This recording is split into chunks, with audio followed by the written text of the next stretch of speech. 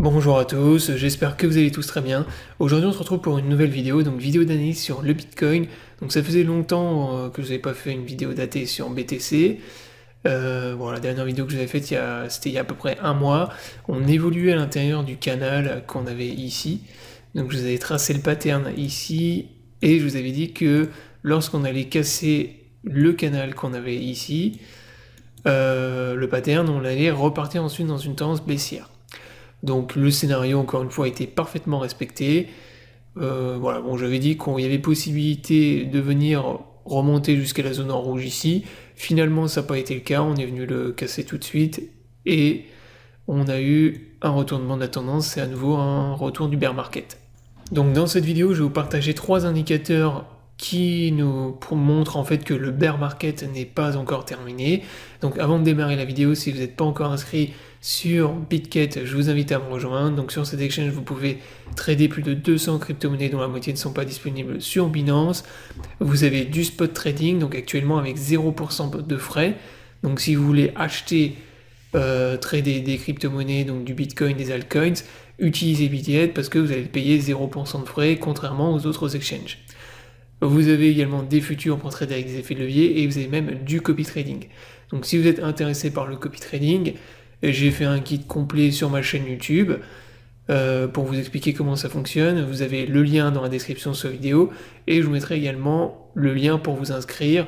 Ce lien vous permet d'avoir une réduction de 15% sur tous vos frais de trading, donc profitez-en.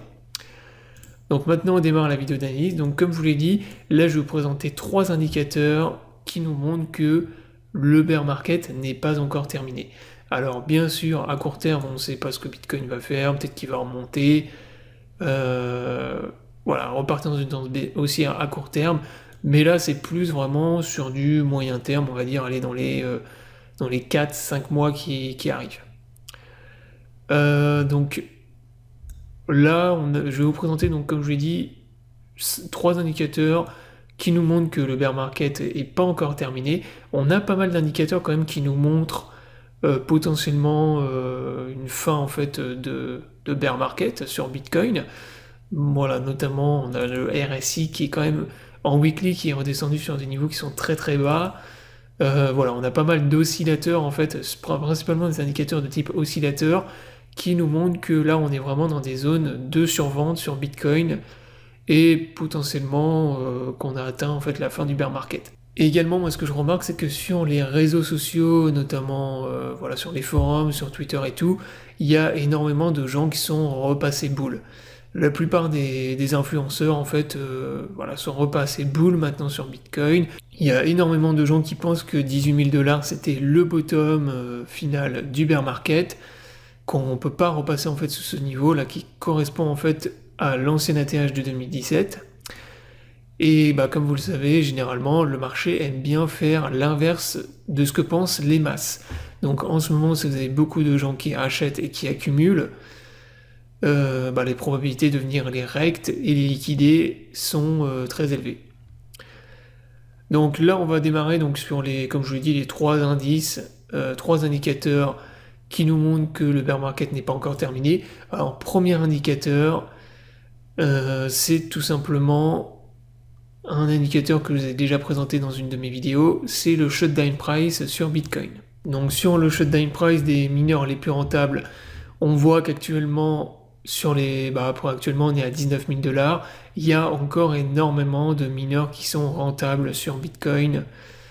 La plupart des mineurs en fait sont encore rentables. Et là vous voyez qu'actuellement le prix en fait des mineurs les plus rentables, se situe à peu près vers les 12 000 $. Donc potentiellement, suivant cet indice, le Bitcoin peut encore redescendre jusqu'à 12 000 $. Ça, c'est ce que je vous ai expliqué dans ma dernière vidéo d'analyse. Deuxième indicateur que je voulais vous montrer, c'est la dominance du Bitcoin. Donc ça, c'est très important, c'est un indice qui est souvent négligé par la plupart des traders ou même des influenceurs qui ne le regardent jamais, et pourtant il est très très important sur les cycles. En fait, durant les bear markets, la dominance du Bitcoin remonte, et inversement, durant les bull markets, elle chute. Or là, si on regarde depuis 2021 ou même 2022, qu'est-ce qu'on remarque? C'est que la dominance du Bitcoin, elle n'est toujours pas remontée. en fait, elle range, elle stagne entre, on va dire, aux alentours des 40% de dominance, mais il n'y a pas eu une explosion, il n'y a pas eu une énorme remontée de la dominance du Bitcoin. Ce qui n'est pas normal, puisque, comme je vous l'ai dit, durant les cycles de bull market, la dominance chute, ce qui est tout à fait normal. Là, c'est ce qu'on a eu en 2021. On a eu une grosse baisse de la dominance du Bitcoin qui est passée de 70%, même 72%, jusqu'à 40%. Mais durant les bear markets, elle explose également, elle remonte, et là, pour l'instant, c'est toujours pas le cas. Donc là, moi, je m'interroge, pourquoi, pour l'instant, la dominance du Bitcoin ne remonte toujours pas? Probablement que le bear market n'est pas terminé, et que les altcoins sont encore à des niveaux de prix qui sont beaucoup trop élevés. Donc ensuite, dernier indicateur que je voulais vous montrer, qui nous montre que le bear market n'est peut-être pas encore terminé, c'est les gaps CME qu'on a sur Bitcoin. Donc sur le Bitcoin, en fait, vous avez la possibilité d'avoir les gaps sur les CME futurs. Alors les gaps, pour ceux qui ne connaissent pas, en fait, c'est tout simplement des trous d'ordre dans le graphique du Bitcoin. Par exemple, vous en avez un ici. Et la théorie des gaps, c'est que normalement, on est censé venir les combler plus tard.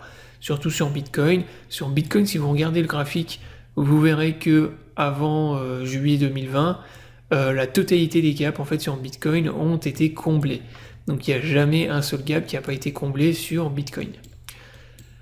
Donc là, si on regarde le graphique actuellement, on voit que la plupart des gaps ont été comblés sur Bitcoin.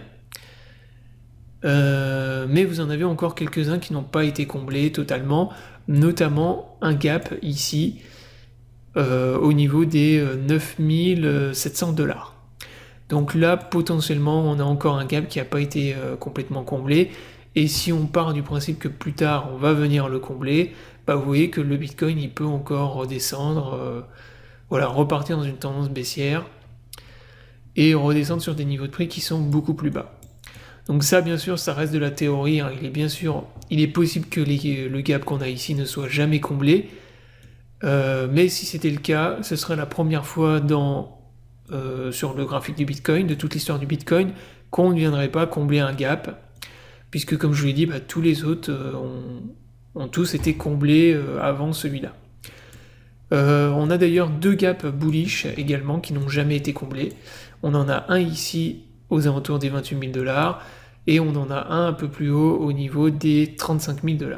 Voilà en gros pour les indicateurs bear sur Bitcoin que je voulais vous montrer, en gros qui nous montrent que le bear market n'est peut-être pas encore terminé. Alors comme je vous le disais en début de vidéo, on a également des indicateurs bull qui nous montrent en fait que peut-être le bear market est terminé, notamment les indicateurs de type oscillateur, le RSI par exemple. Sur le RSI, on voit là que sur l'indicateur RSI en weekly, on dessine des divergences haussières, ce qui est par exemple, c'est un signal bullish, très clairement.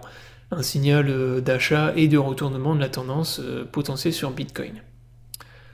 Donc voilà, alors là on est vraiment dans une phase où c'est très compliqué en fait de se positionner, parce que d'un côté on a des signaux qui sont bull, et vraiment des gros signaux, là par exemple divergence haussière en weekly sur le RSI, c'est pas un signal à négliger, mais d'un autre côté on a aussi des signaux qui sont fortement baissiers, qui nous montrent qu'encore que le bear market n'est peut-être pas encore totalement terminé. Et parmi ces signaux-là, je n'en ai pas parlé, mais on a aussi notamment le SP500 et le Nasdaq qui sont encore ultra bear, et jusqu'à maintenant, le Bitcoin est corrélé aux indices Nasdaq et SP500.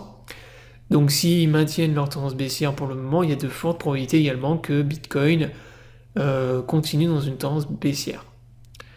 Voilà, donc j'espère que la vidéo vous aura plu, je vous invite à vous abonner à la chaîne pour ne pas rater les prochaines vidéos. Je vous souhaite à tous une bonne journée et à bientôt pour une prochaine vidéo.